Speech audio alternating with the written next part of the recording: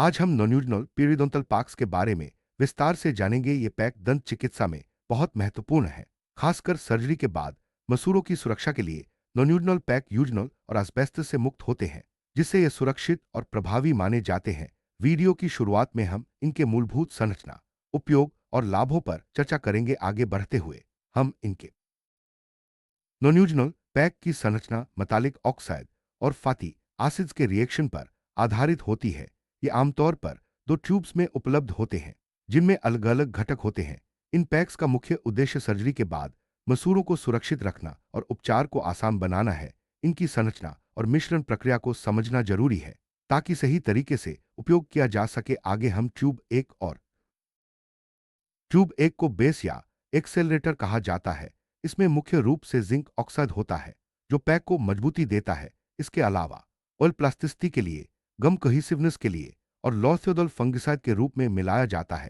ये सभी घटक मिलकर पैक को सही बनावट और सुरक्षा प्रदान करते हैं। ट्यूब एक की संरचना को समझना इसलिए जरूरी है ताकि मिश्रण के दौरान सही अनुपात में इस्तेमाल। ट्यूब दो में लिक्विड कोकोनट फैटी एसिड्स होते हैं, जिन्हें रोजिन के साथ थिक किया जाता है। इसमें क्लोरोथिमल भी मिलाया जाता है, जो बैक्टीरियोस्टैटिक एजेंट के रूप में काम करता है। ये घटक पैक को सही बनावट और संक्रमण से सुरक्षा प्रदान करते हैं। ट्यूब दो की संरचना को जानना इसलिए जरूरी है ताकि पैक का मिश्रण और उपयोग सही तरीके से किया जा सके। नॉन्यूजनल पैक के अलावा साइनोक्रिलेट्स और मेथाक्रिलिक जेल्स भी विकल्प के रूप में उपलब्ध हैं। ये पैक भी यूजनल से मुक्त होते हैं और दंत चिकित्सा में उपयोग किए जाते हैं। इनकी संरचना और उपयोग में थोड़ी भिन्नता हो सकती है, लेकिन उद्देश्य वही है: मसूड़ों की सुरक्षा और उपचार को आसान बनाना। नॉन्यूजनल पैक की पकड़ मैकेनिकल इंटरलॉकिंग के जरिए होती है। यह पैक इंटरडेंटल स्पेसेस में फिट होकर लिंगुअल और फेशियल हिस्सों को जोड़ता है। इससे पैक मजबूती से मसूड़ों पर टिका रहता है और उपचार के दौरान गिरता नहीं है। सही पकड़ के लिए पैक को सही तरीके से लगाया जाना चाहिए। नॉन्यूजनल पैक asbestos और यूजनल से मुक्त होते हैं, जिससे ये मरीजों के लिए सुरक्षित हैं। इन पैक्स में कोई एलर्जी या जलन नहीं होती, जो अक्सर यूजनल आधारित पैक्स में देखी जाती है। सुरक्षा के लिहाज से ये पैक आधुनिक दंत चिकित्सा में पहली पसंद बन गए हैं। नॉन्यूजनल पैक की फ्रैक्चर स्ट्रेंथ यूजनल आधारित पैक से बेहतर होती है। इसका मतलब है कि ये पैक टूटते नहीं हैं और मसूड़ों पर मजबूती से टिके रहते हैं। मजबूती के कारण मरीज को सर्जरी के बाद आराम और सुरक्षा मिलती है। नॉन्यूजनल पैक को तैयार करने के लिए दोनों ट्यूब से बराबर लंबाई की पेस्ट निकालें। इन्हें मिलाकर तब तक मिश्रण करें जब तक रंग पूरी तरह एक समान न हो जाए। सही मिश्रण से पैक की बनावट और प्रभावशीलता बढ़ती है। मिश्रण के दौरान ध्यान रखें कि दोनों ट्यूब्स के घटक सही अनुपात में मिले। मिश्रण के बाद पेस्ट को कमरे के तापमान पर पानी के कप में 2-3 मिनट के लिए रखें। इससे पैक की बनावट सही होती है और ताकीनेस कम हो जाती है। कंडीशनिंग के बाद पैक लगाने के लिए तैयार हो जाता है। पैक तब लगाने के लिए तैयार होता है जब उसकी ताकीनेस खत्म हो जाती है। इसका मतलब है कि पैक चिपचिपा नहीं रहता और आसानी से मसूड़ों पर लगाया जा सकता है। सही समय पर पैक लगाने से उपचार प्रभावी होता है। पैक को 2 स्ट्रिप्स में रोल करें, जो उपचार क्षेत्र की लंबाई के अनुसार हों। एक स्ट्रिप को बकल सरफेस मीजियोडिस्टल एंड पर रखें और दूसरी को लिंगुअल स्लैश पालातल सरफेस पर।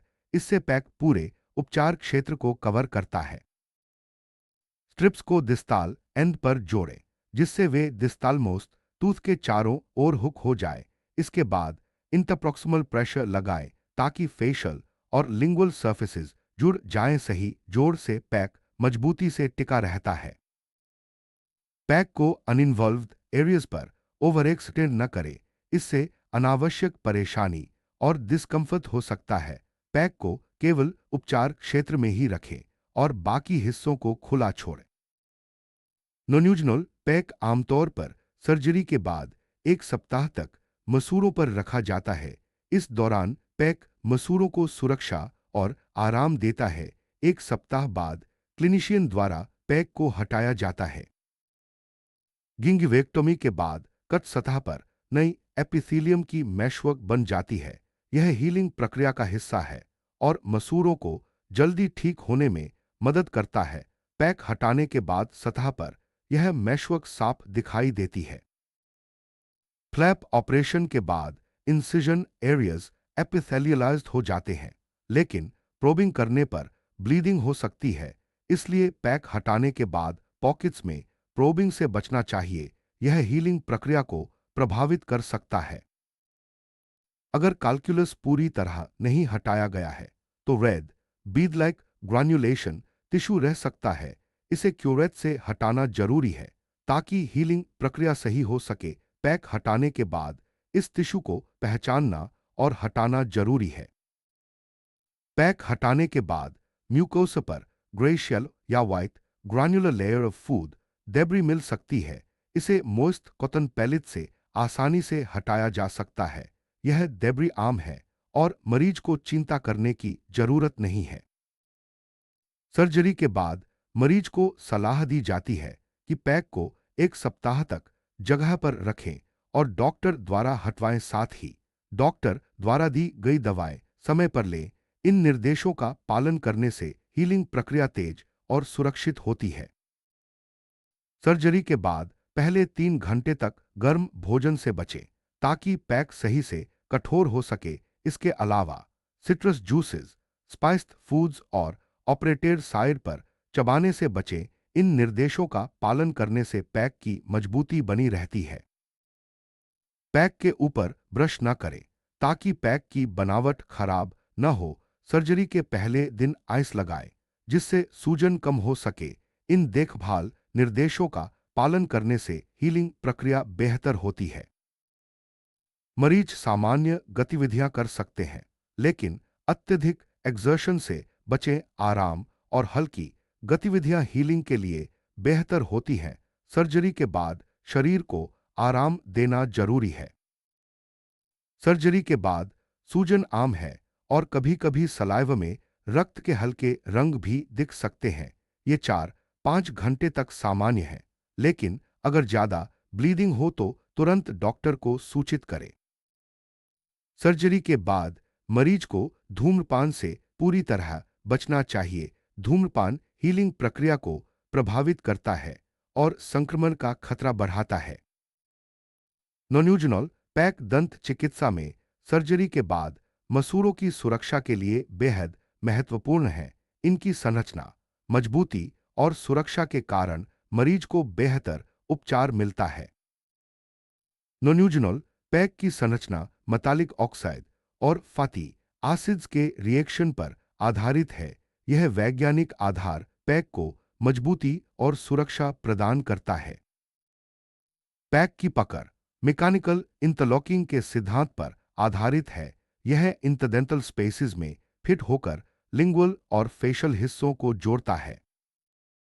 नोन्यूजनॉल पैक की फ्रैक्चर स्ट्रेंथ बेहतर होती है क्योंकि इसकी संरचना मजबूत है। इससे पैक टूटता नहीं और मसूरों पर टिके रहता है। दोनों ट्यूब्स के घटकों को बराबर मात्रा में मिलाकर रंग एक समान होना चाहिए। यह मिश्रण पैक की बनावट और प्रभावशीलता को सुनिश्चित करता है। पैक को पानी के कप में रखने से उसकी ताकीनेस कम होती है और बनावट सही होती है। यह प्रक्रिया पैक को लगाने के लिए तैयार करती है। पैक को 2 स्ट्रिप्स में रोल करना उपचार क्षेत्र को पूरी तरह कवर करता है। यह तरीका पैक की मजबूती और सुरक्षा सुनिश्चित करता है। डिस्टल एंड पर स्ट्रिप्स को जोड़ना और इंटरप्रॉक्सिमल प्रेशर लगाना पैक को मजबूती से मसूरों पर टिकाता है। पैक को अनइन्वॉल्व्ड एरियाज पर ओवर एक्सटेंड करने से डिस्कम्फर्ट और हीलिंग में बाधा आती है। इसलिए पैक को केवल उपचार क्षेत्र में ही रखना चाहिए। पैक को 1 सप्ताह तक रखने से मसूरों को पर्याप्त समय मिलता है। हीलिंग के लिए यह अवधि वैज्ञानिक रूप से निर्धारित की गई है। गिंगिवेक्टोमी के बाद नई एपिथेलियम की मैशवर्क बनती है जो हीलिंग प्रक्रिया को तेज करती है। इंसिजन एरियाज एपिथेलियलाइज्ड हो जाते हैं, लेकिन प्रोबिंग से ब्लीडिंग हो सकती है, इसलिए पॉकेट्स में प्रोबिंग से बचना चाहिए।